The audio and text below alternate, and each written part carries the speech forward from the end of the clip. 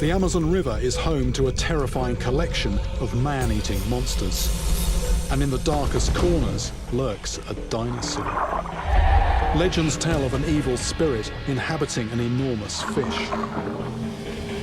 Longer than a man, it is encased in thick scales, and it crushes its prey with a tongue made of bone.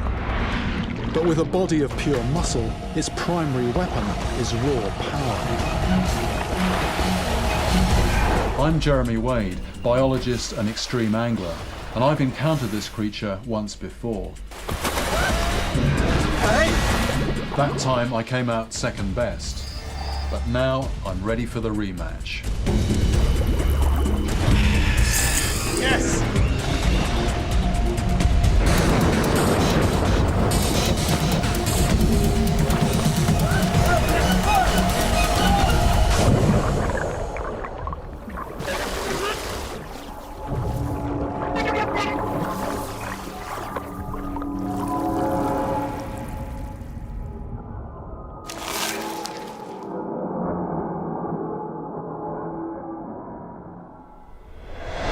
I've been coming to the Amazon for 15 years, and a tale I've heard many times is that of a fisherman going missing. Far from home, on a remote tributary of the Amazon, something happens.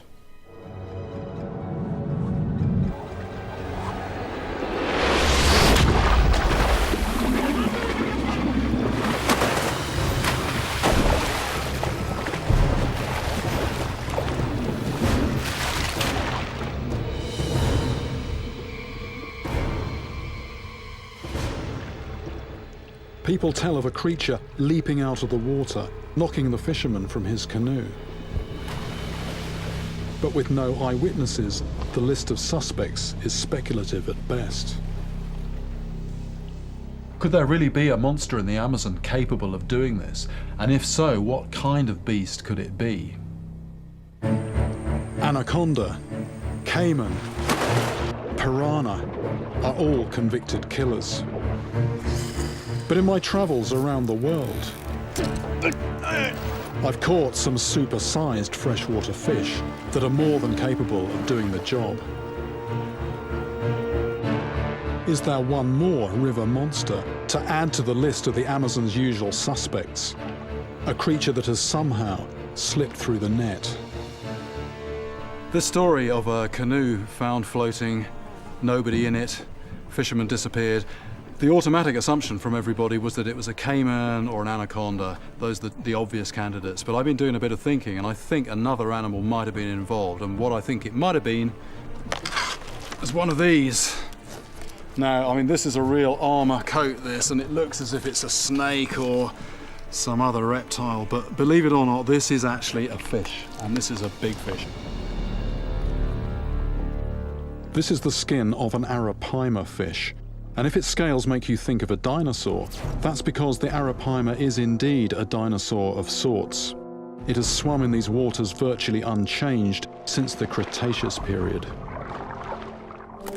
That is just a single scale from this animal. I mean, you know, that is pretty impressive. But they go a lot bigger than that. And the reason I know that is that. Now, whatever that came off, that would have been a serious river monster. Arapaima have been caught measuring up to 10 foot long, making them the largest freshwater fish in the world's largest river. But in recent years, they have been relentlessly overfished, and today they are so rare it is forbidden to catch them in most areas. However, they are potentially found throughout the countless thousand miles of river that make up the Amazon basin. And I believe arapaima may be responsible for killing some of those missing people. My mission is to investigate this theory and see if I can track down and even catch one of these potential killers.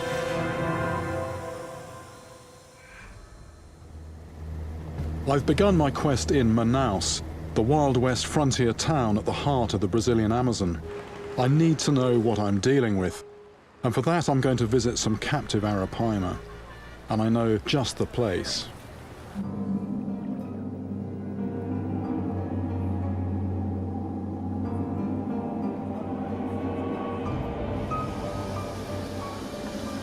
Normally in the Amazon, seeing Arapaima live and close up is pretty well impossible. There's just so much water, it's pretty murky. Here's this place, it's a bar in the middle of Manaus, and this could be just the perfect place to check them out.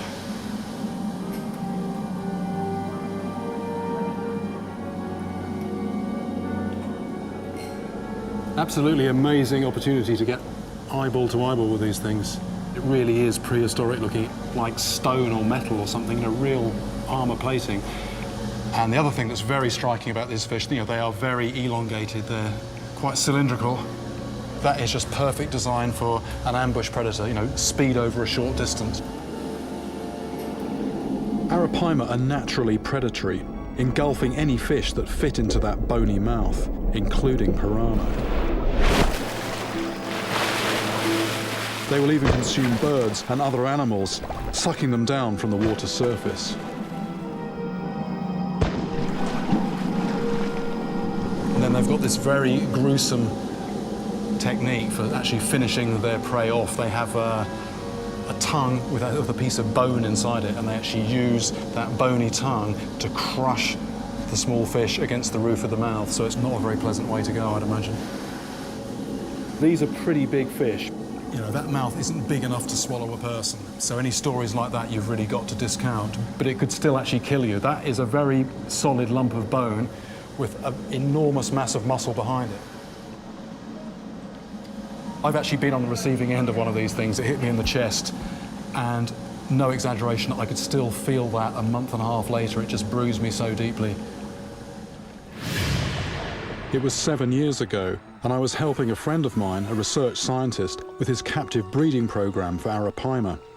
His long-term goal is to take the pressure off the wild population, and he needed to capture his fish to pair them up with likely mates. We'd caught several fish already and weighed and measured them without problem, when I let my guard down. While drawing in a net with an Arapaima trapped inside, this hard-nosed giant turned from fish into missile. From nowhere, I had 100 pounds of solid bone smash into me. Weeks later, a doctor described my injury as similar to the impact of striking the steering column during a car crash. I'm not saying this is some malignant creature that will deliberately hunt and eat you. It doesn't have the mouth for it. But corner one of these beasts and it will launch a preemptive strike. It is this event that makes me believe the Arapaima may be the killer in question. If these fishermen were hunting Arapaima or accidentally caught one in a net, this animal will violently defend itself. Just one thrash connecting with the head is all it would take to knock you unconscious, leaving you at the mercy of the Amazon's scavenging river monsters. If I am going to investigate this theory, I need to demonstrate that my experience wasn't a freak occurrence. And Arapaima do have the power, the ability, and even the intent to take a fisherman out. But more importantly, I need to prove that despite overfishing, there are still Arapaima out there large enough to do the damage. And the best way I can do that is by catching a giant Arapaima.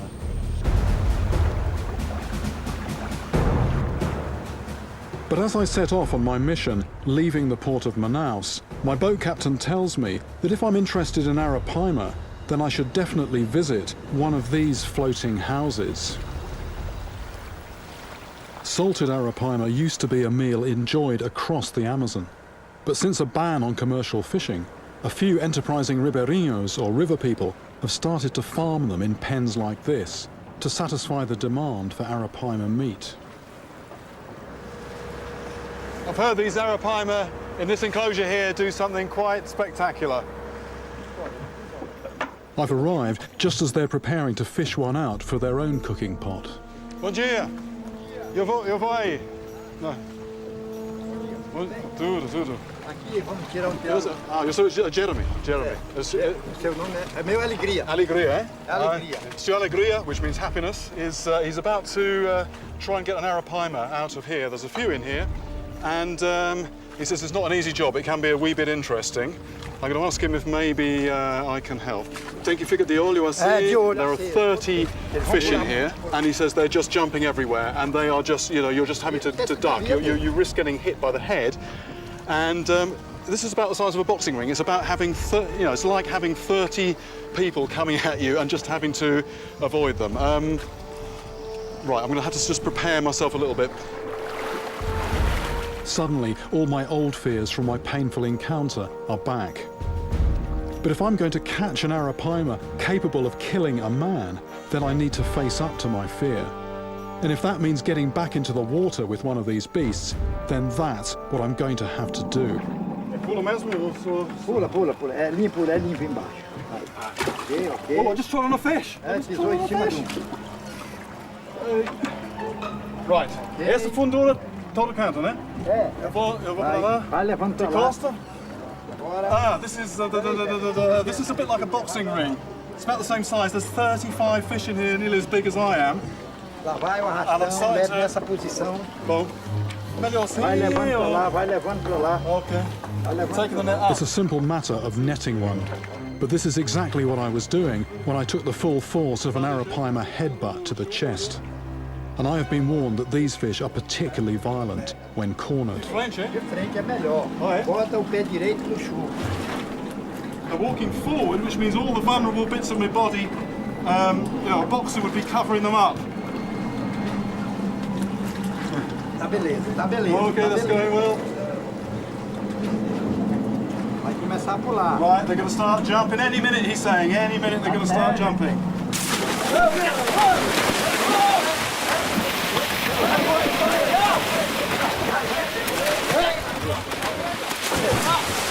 Opa, furou. Afrouxa.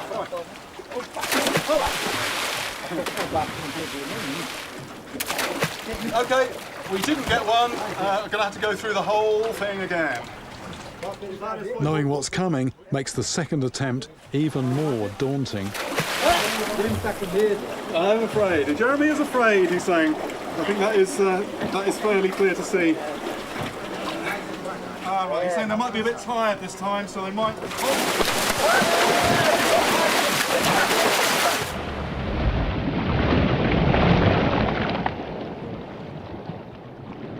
There's no doubt that when cornered or trapped by nets, the arapaima becomes a formidable force of nature.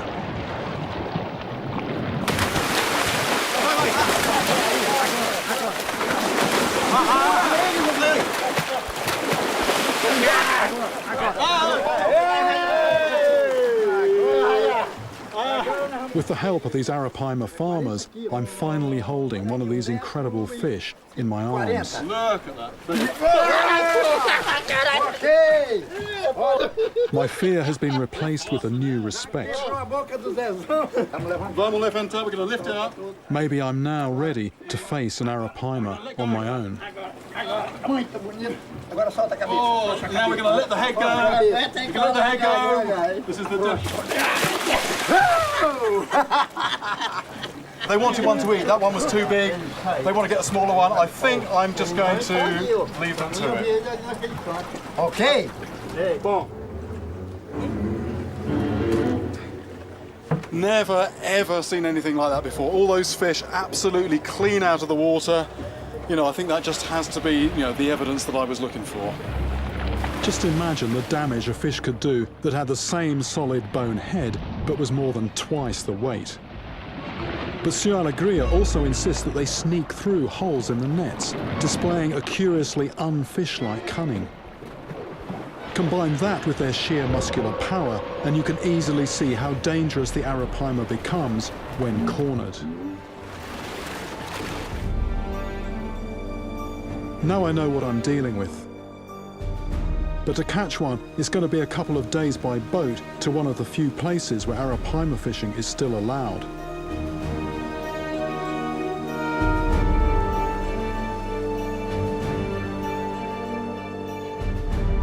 After a day's travelling, we stop at a riverside town to spend the night.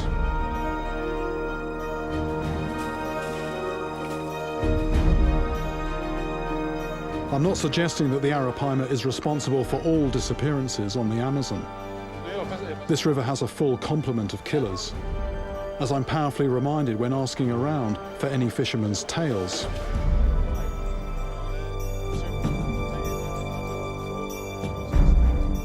This man lost his wife to a horrifying attack by the South American cousin of the alligator, the caiman.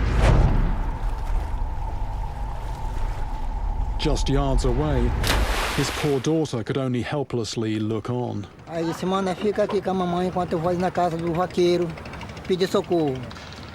This gentleman's wife went fishing. On her way back, the boat actually sort of went over the top of a caiman.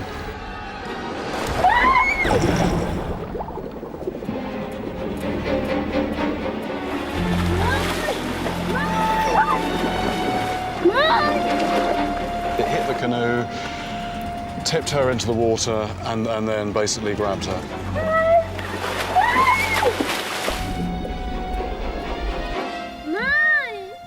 Depois eu gritei, aí ele soltou ela. Aí depois eu atravessei o garapé. The caiman had actually drawn away a little distance because of the commotion and the shouting, and then her daughter was able to go around the other side and pull her to land. But it just took so long to get help that despite rescuing her mother from the caiman, you know, she died of her wounds later on.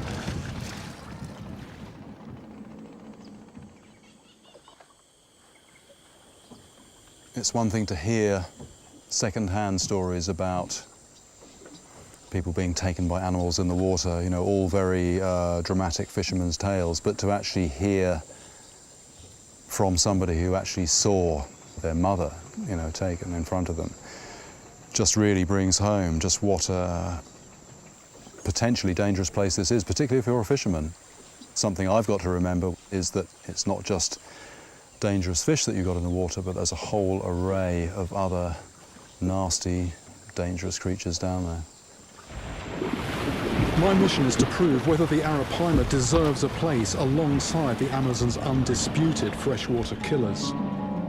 And as I go deeper into the heart of the Amazon in search of this fish, I encounter the other creatures that come with this increasingly dangerous territory.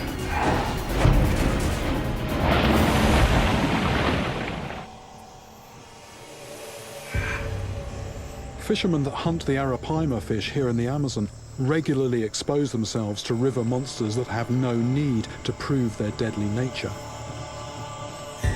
I've heard a tale of a killer caiman in these waters, so I head out after dark to see if I can find it. But it seems like I'm the one being watched. There are eyes following my every move. I'm out at night hunting caiman. There's one in these waters apparently that is absolutely man-eating size. They say it is close to 20 foot. Caiman's eyes reflect my flashlight, making them easy to spot. Oh, there's one.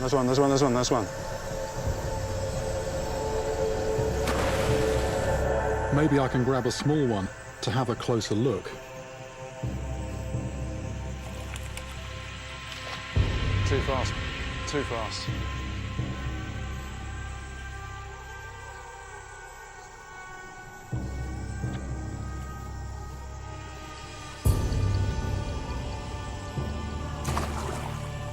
Yes! Gotcha. That's a caiman. Just having a close look at this animal here, I can really now understand why this is one of the most feared creatures in the Amazon. Just imagine this thing scaled up. I mean, those teeth, that sort of armor-plated body, yeah, it is just the perfect design for taking out just anything else that lives in this river. So it's basically a big one of these that was responsible for the death of that poor fisherwoman. She just went over it in her canoe and it just surfaced, flipped over the boat and then grabbed her when she fell into the water.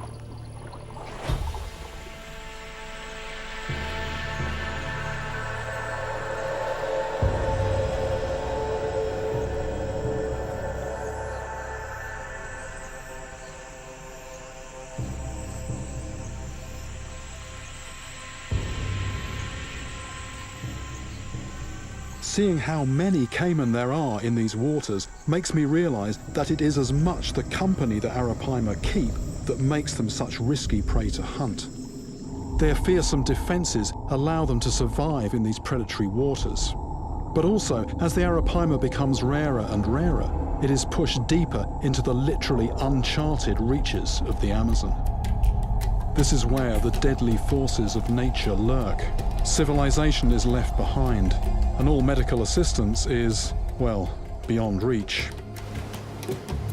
But if I'm to catch a giant arapaima and lay my own demons to rest, then I'm going to have to face these other monsters as well, as I enter the dark heart of the Amazon.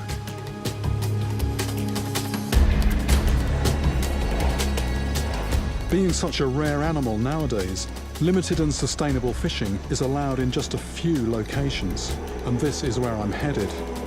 I'm as far off the beaten track as possible, in search of those last places which still provide sanctuary to monsters. Basically, there's no way we could get up here using the motor. Too many branches, rocks in the water. So we're having to manhandle the boat up this very narrow creek.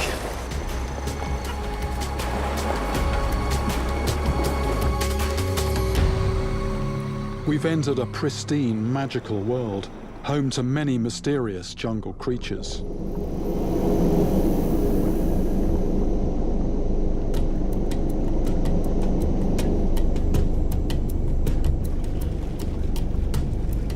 And maybe the large arapaima I'm after.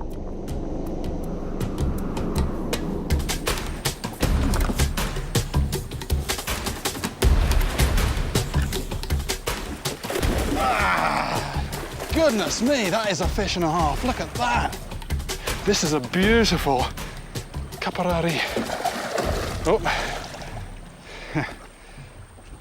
Right, I'm actually very pleased to have this fish. It's not the arapaima I was after, but, you know, this is just, to my mind, such a lovely looking fish. I mean, the patterning on that is just wonderful. This bizarre catfish is a strange monster of the deep. But it seems that the arapaima is an elusive giant that won't be caught easily. With the weather turning, it's time to rethink my options. Maybe I need to find someone who can advise me where exactly it's best to fish. As I race ahead of the storm, deeper into the jungle, I'm reminded of the legend that tells how this monster fish came into being. Pirarucu was the son of an Indian chief, known to be cruel and arrogant. He was disrespectful of the gods. So the highest god, Tupã, decided to punish him. He ordered storms to attack Pirarucu on a fishing trip, but Pirarucu laughed them off. So Tupã struck him down with lightning, dragged him to the bottom of the river, and transformed him into a giant fish, the arapaima, or firefish. Although to this day, Brazilians still call it pirarucu. In the West, we have lost much of our old reverence for the natural world, but there are still remote tribal people for whom reality and myth are almost interchangeable. The tribes of this region have a deep connection to the arapaima and are still allowed to hunt it for food. So if I'm going to track one down and learn from the ancient ways, I'm told there are no better teachers than the Munduruku people.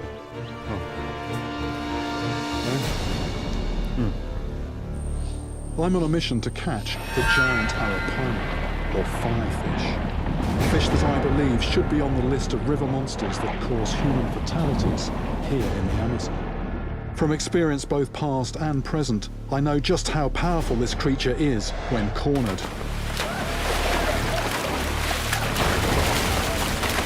To prove that there are still arapaima out there that are big enough to inflict a deadly blow, all I have to do is catch one.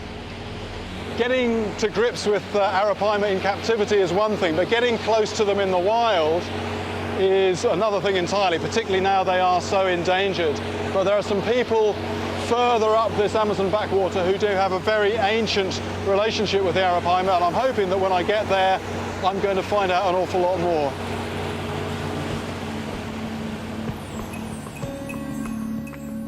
I've now been travelling for several days.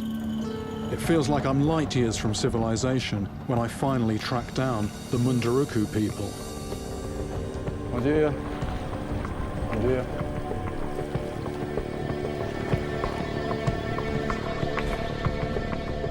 Although often dressed in Western clothes these days, the Munduruku still retain their connection to wildlife and to the myths and legends of old. A época melhor para ver eles. Agora essa época. Época de seca. Okay. It looks like I could be here at the right time. A good time is right now when the water's down and the fish are actually concentrated. Okay. Ah. But lunch is on the go. Turtle's actually very tasty. If you're eating fish all day, every day, a little bit of variety actually is quite a treat. So some fish ready for supper. No fridge here or anything, so basically had to put some salt on, otherwise they just go off in the heat. Assim. Voilà. Mesmo respirar tá forte, né? This is a little spice you put on your fish. Okay. Got mais pimenta. A pimenta. Pimenta. Aqui dentro. It's sort of manioc juice with a bit of chili peppers in there, and it's got a bit of a bite apparently. Aqui rapaz lá de pesca, aqui ele tá tomando farinha de pesca.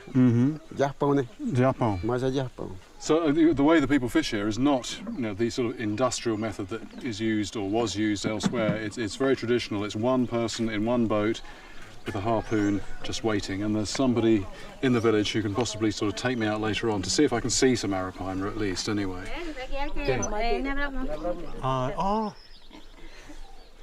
It's a newborn little monkey, and they're feeding him with a bottle at the moment. He's that young.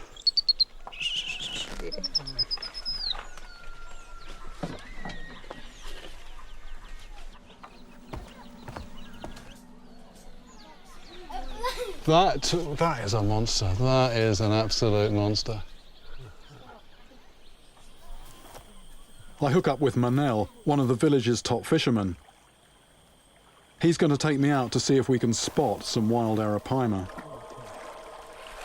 I want to learn all I can about the behaviour and natural haunts of this river monster if I'm going to give myself the best chance of catching a good-sized Arapaima.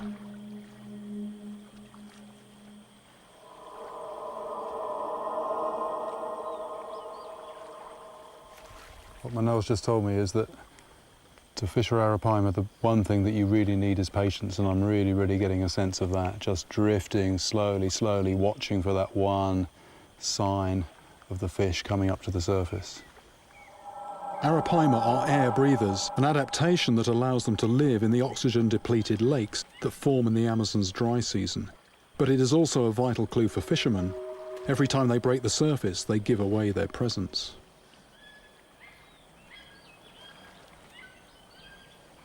What we're actually looking for is the sign of the fish actually when it comes up to breathe, and when they're actually not afraid or at all spooked, that can be actually quite a gentle ripple for such a big fish. It's a small sign, but it gives away their location. The only problem is that it can be 20 minutes or more between breaths, so predicting where they're going to come up next is not easy. So there you are all day under the hot sun after this huge fish. But not only is that down there, there's all these other different river monsters in the water.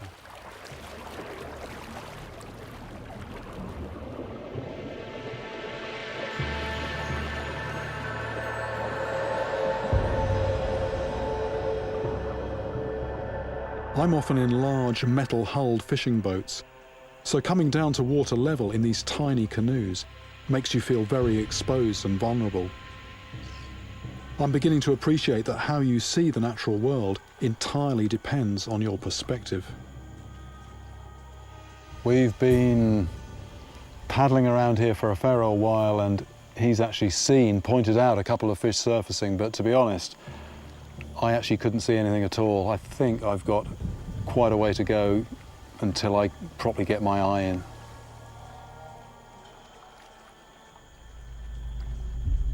As we head back to the village, my guide tells me about one river monster in particular that they fear. It's called the Cobra Grande, the big snake.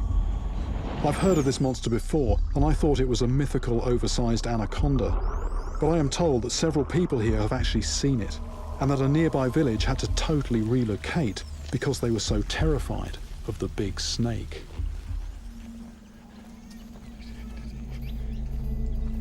Senhor, Posso entrar? pode entrar. Eu cheguei a ver ela. Eu vi ela em terra. In terra. Manuel here has actually seen a Cobra Grande, and it was actually on land, so I'm very keen to get the details of this. E como foi que aconteceu? Ah, sim, nós vinha com meu avô lá debaixo da ponta da onça subindo, né? This sounds more than just a big anaconda. This was a huge animal. I mean, immense size, great big head, and this thing was black, red, and yellow, and it was missing its tail apparently, which is an odd detail. But he obviously had a very good look at it. The snake was just lying there, looking out over the water, these eyes like searchlights, and apparently its head just covered in bees, just black with bees, but the animal just not bothered at all. Em cima, tudo em cima da flor da terra. Da água, vamos dizer que ela, a todo tempo a gente estava vendo. So it does sound as if it's more than just an ordinary anaconda. It is something very different. I mean, almost like a mythical beast, except for the fact that for him, it's no myth, it is a real animal. Sounds far-fetched, but he actually saw this huge animal just down the bank from here. He tells me the few other people in the village saw the Cobra Grande very recently. This is an opportunity not to be missed. I've come to meet the Munduruku people, to try and catch the Amazon's biggest fish. But as I've become immersed in their world and myths, I've decided to put my Arapaima hunt on hold, to follow up a lead that might reveal another vast river monster, the Cobra Grande, or big snake.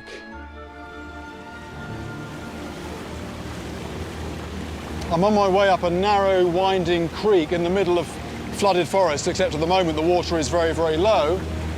And I'm on my way to see the hole where a Cobra Grande is supposed to live. This is the giant snake, which I thought was just purely a creature of myth, but they said, no, we are taking you to a place where people say there is one actually there now. I was initially skeptical, but their insistence is infectious. I mean, it really is quite a spooky place, this, all these sort of skeletal dead trees poking out of the water. And, if anywhere is going to be the home of a Cobra Grande, I mean, this place certainly does have that kind of feel to it.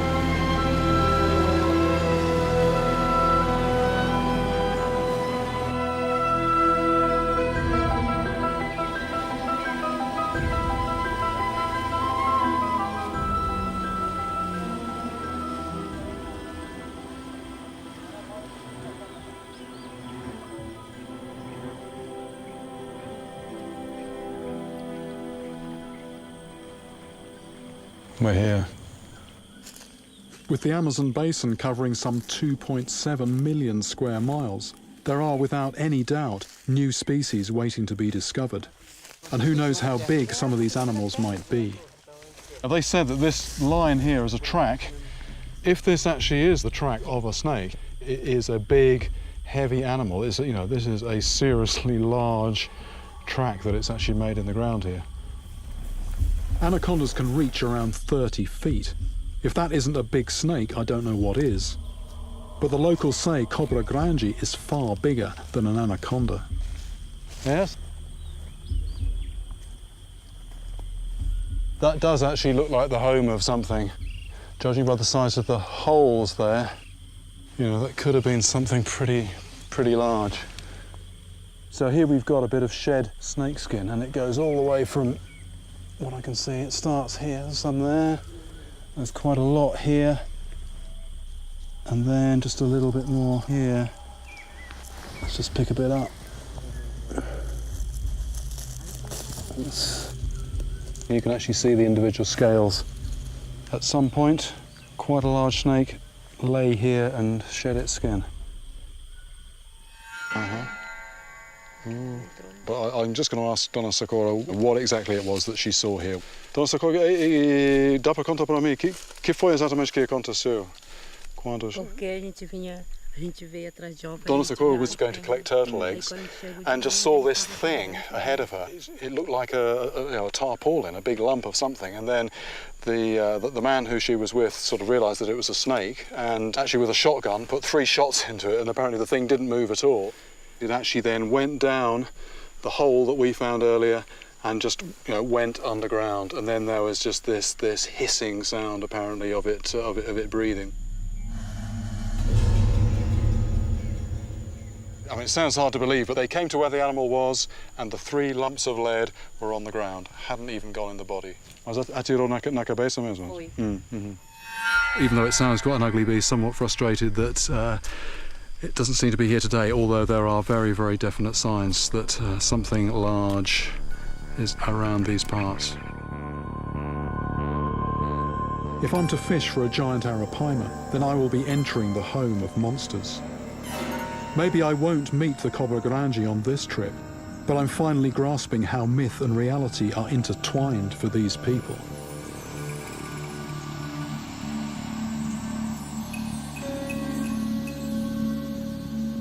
I'm sure I could spend a lifetime learning more and more about the arapaima and the creatures that share its mysterious world. But it's now time to put all I have gathered into practice.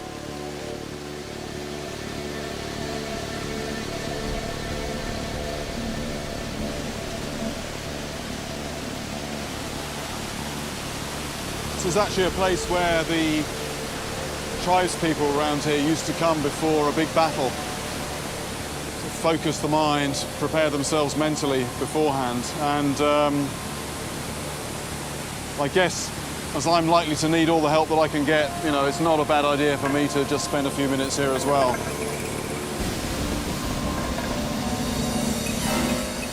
I know that if I'm going to be successful, I need to understand and respect a fish that, for the local tribes, is the incarnation of a warrior. Mentally and physically prepared, it's game on. It's just me, my guide Johnny, and out there somewhere, a very big fish.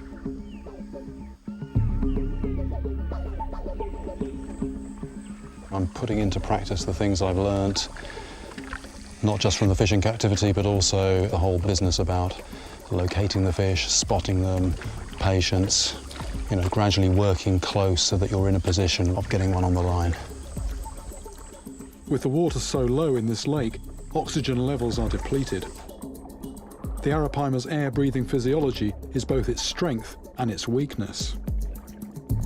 It came into existence millions of years before there were hunters like me around, scanning the water surface for that telltale clue.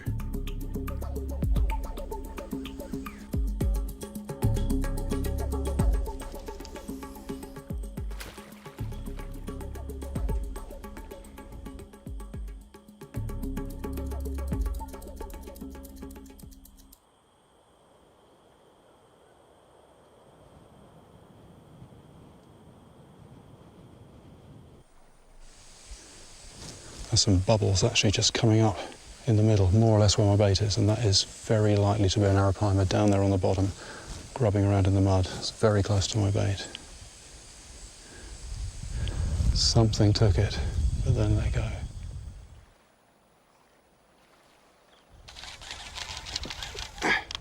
Oi. That's a fish on.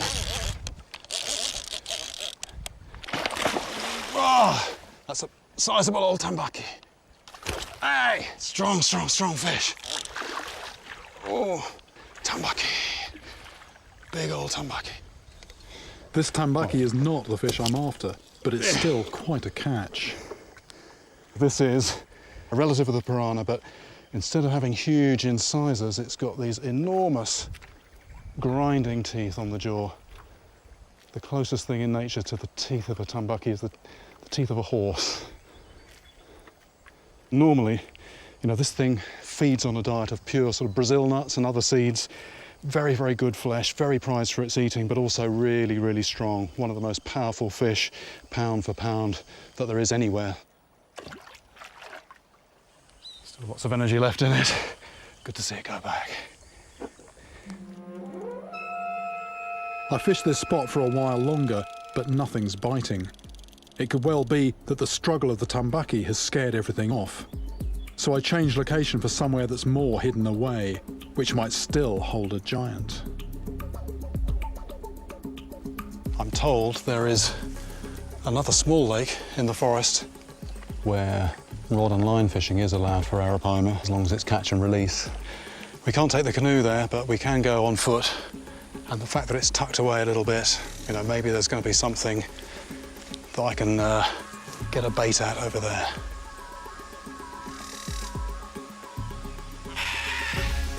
Yes, yes, yes, yes. That's a fish. I've heard tales of various Amazon monsters on this journey. Some legendary, some real, and all dangerous. But there's one creature that, despite overfishing, I'd love to prove really grows to mythic proportions. It's the arapaima, a fish capable of knocking a man from his canoe and leaving him for dead. But the only way I know how to prove these monsters are still out there is to catch one. And I've heard of a lake that might be just the place to do that.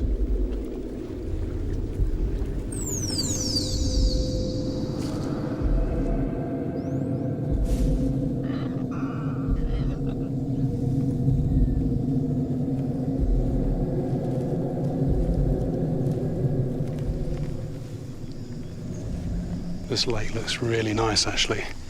It's very quiet. Lots of snags, which could be interesting.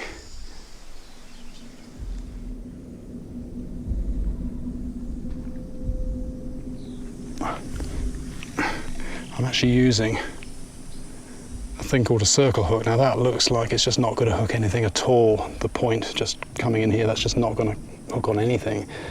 But in fact, if that's the fish's mouth, what happens is it just comes and turns, and there it is, right in the corner of the mouth. Oh, there we go, that was one. I just saw this red tail come up, fraction of a second, but I recognise it now, that was an arapaima. And what I've got to do is try and quietly get into position so I can actually put a bait near that fish.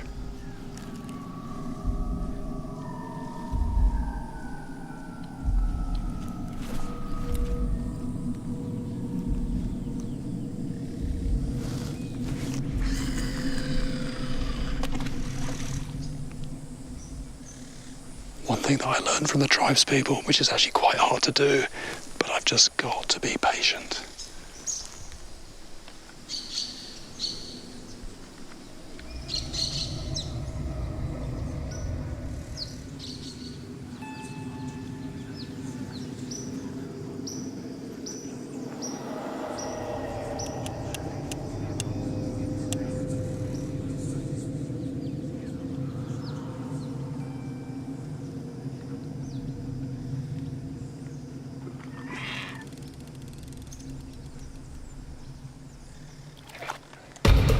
Yes, yes, yes. Yeah. That's a fish, that's a good fish. Closer.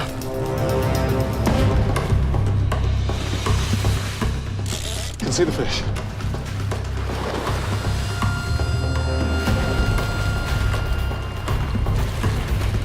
As the battle with this arapaima approaches the half-hour mark, I'm reminded that the rebellious, proud spirit that inhabits this fish even refused to surrender to the gods.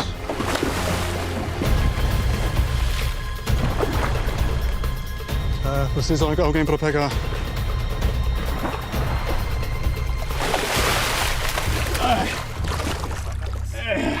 Right, it's got to be out. There we go.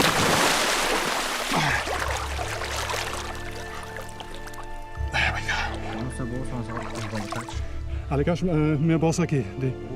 Oh, look at that, it came out so easily. Pegando. Isso. Okay, we're ready. There it is. Look at that for a fish. Look at that. Massive female arapaima, about 150 pounds. I finally have the proof in my arms that huge arapaima are still out here. This is a true dinosaur of the deep.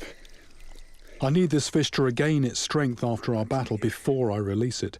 If I put it straight back, it might not have the energy to swim to the surface to take a breath. And being an air breather, it would drown. Just the head a little bit under the water. And pointing up towards the bank so that if it does thrash, there's only one way it can go. In theory, which is not back into the water, although they can just double around 180 degrees. Even at the end of a long fight, I can still feel the strength of this fish. So I can absolutely imagine this thing being able to knock over. Oh, there we go. That's good. That's good. That's good. Look at boom. That was good. That was the fish just having a breath, which is excellent. It means the fish is not too tired out. But I mean, mainly this fish is just a bony head with a big cylinder of muscle behind it. And if this fish wasn't tired out, I don't think I'd be able to hold it. That's good.